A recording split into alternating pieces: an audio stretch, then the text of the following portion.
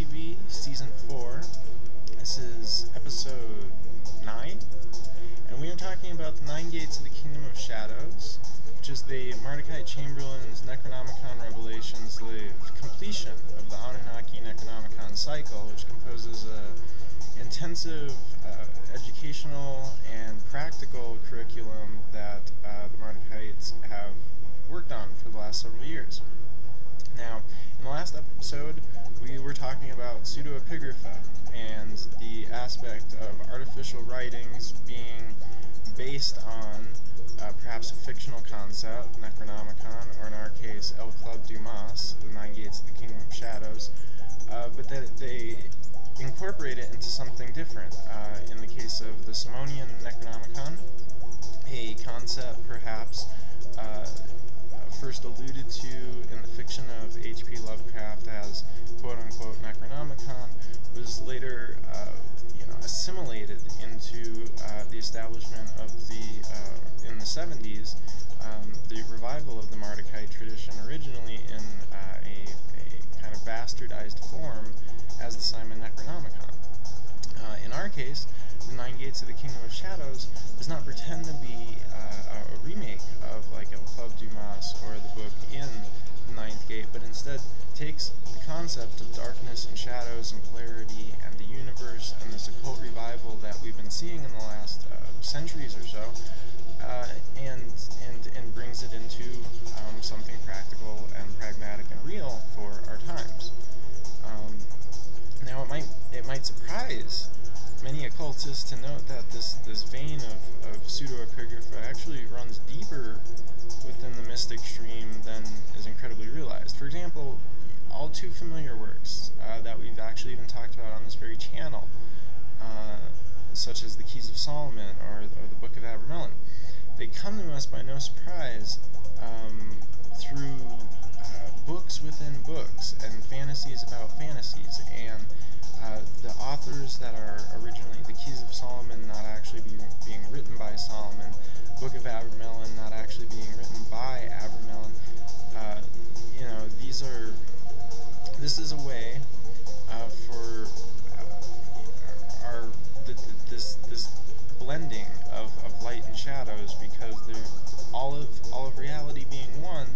these separations into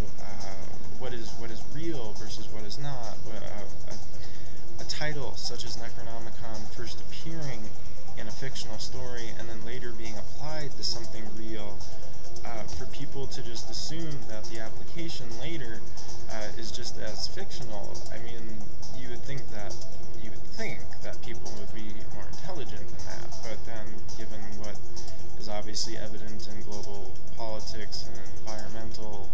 precautions and whatnot, apparently not. But now, let's assuming the lore of the 9 Gates, let's say that the work even there is too based on yet another book, furthering this kind of adventurous fictional journey down the rabbit hole, is what they call the Delomelanicon in the book 9 Gates, or in Club Dumas. And according to the story, it's a book reported to basically have been written by the devil himself as a guide to his followers. And it was said in the fictional work, Club Dumas, that the work was at once in the possession of King Solomon, and that it reaches the realm of medieval sorcery in the year 1666 by Aleister de Turquia, who publishes his version of what they call the Devil's Notebook as basically the 9 Gates of the Kingdom of Shadows. And then following the story, both the author and all but three copies, basically were burned, and it's thought that the Delomelanicon is translated to mean like the Book of Summoning the Darkness, kind of like the Witchcraft Book of Shadows, or the Invocation of Darkness, as another translation of 9 Gates suggests. But really,